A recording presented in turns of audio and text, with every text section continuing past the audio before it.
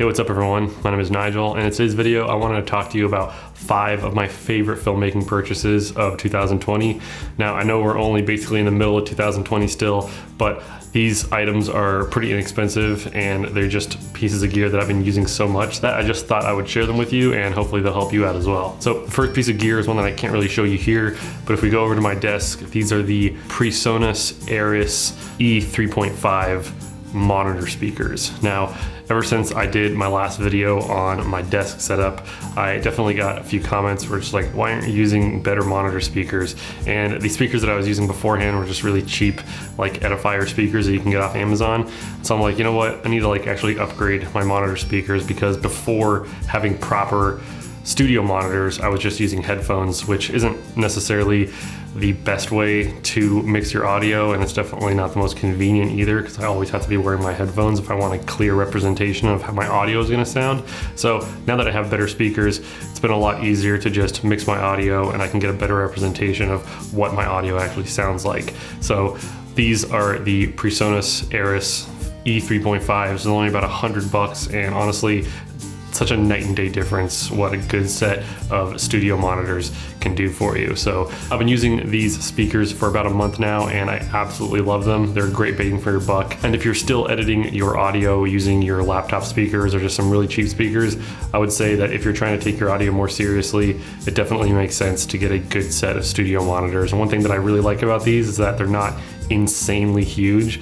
They're pretty small and they don't take up a large amount of space on my desk. So these Presonus Aris E3.5s are definitely some speakers that I would recommend. So this next piece of gear is definitely kind of random, but it's a label maker. Now, I never really realized how much fun I would have labeling my stuff, but honestly, just having a label maker and just labeling all of my gear, it's just helped me so much get organized. And I've used this to put onto lens caps so I can know what the millimeter of the lens is that I'm grabbing out of my bag. I'm starting to always put a label on every hard drive that I have, and I label my SD card holders and stuff like that. These are just so good, and this isn't technically a piece of filmmaking gear, but if you like to stay organized like I do, having a label maker and just, you know, making labels for things that are your property, so if you're ever shooting with somebody else, you're never going to get your gear confused, this is definitely a great way to go. This is the Dymo Letra Tag.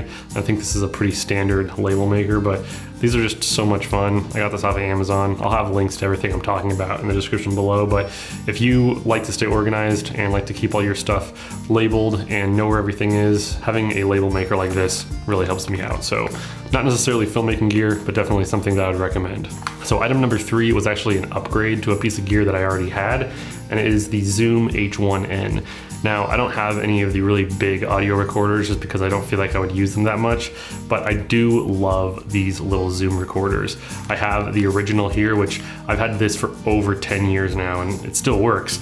But the reason that I upgraded to the Zoom H1N is that because it actually has the gain adjustment right here, which I think is kind of cool, and it actually has a limiter. So having a limiter on your audio recorder is going to mean that you're not going to peak your audio if you speak too loud. So that's something that I really liked about this Zoom H1N, and it just feels a little bit more robust, and the menus are a lot easier to navigate on this one. I used this recently for a wedding, and I connected a lav mic to it and mic'd up my groom with this, and it worked out absolutely perfectly. So if you're a filmmaker, I would definitely say having a portable audio recorder like this is basically a must-have. These can be used for doing voiceovers, can be used as audio recorders for lav mics.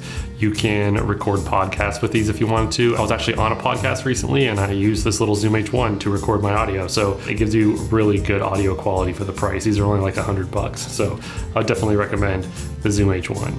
So this next piece of kit is something that I've actually talked about a couple of times in my videos, but I use it so much that I just kind of wanted to talk about it a little bit more. And it's this. This, I don't even really know what it's called, but it's like a horizontal tripod arm. So basically what this is I can attach this part to my tripod, and it gives me a horizontal mounting point for my camera so that I can do tabletop shots when I'm trying to do some product demonstration or some B-roll. And since I shoot a lot of YouTube videos now, having something like this is actually really, really handy, because when I want to do some B-roll on my table and I want to do a top-down shot, this is just a super easy way for me to do that.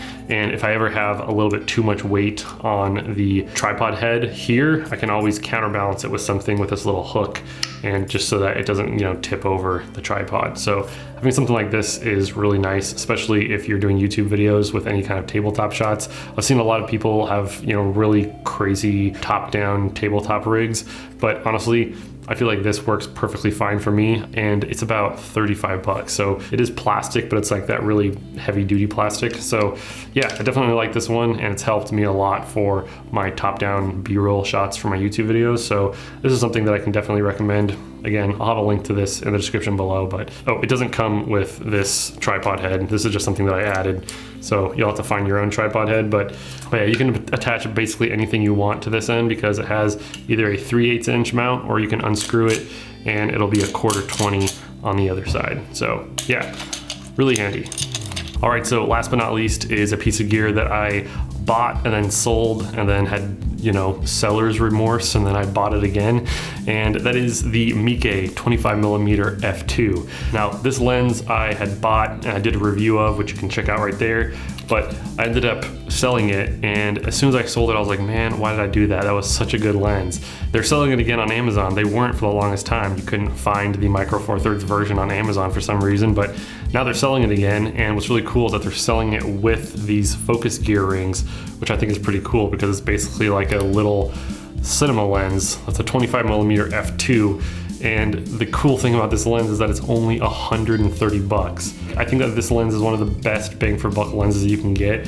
For 130 bucks to get a 25mm f2 that's built as well as this lens is built with focus rings, that's just insane. Like, this is such a good lens. It's so sharp. The only downfall is that it does suffer from flaring a lot when you're pointing it into a light source, but honestly, as long as you put a lens hood on here, you're totally fine.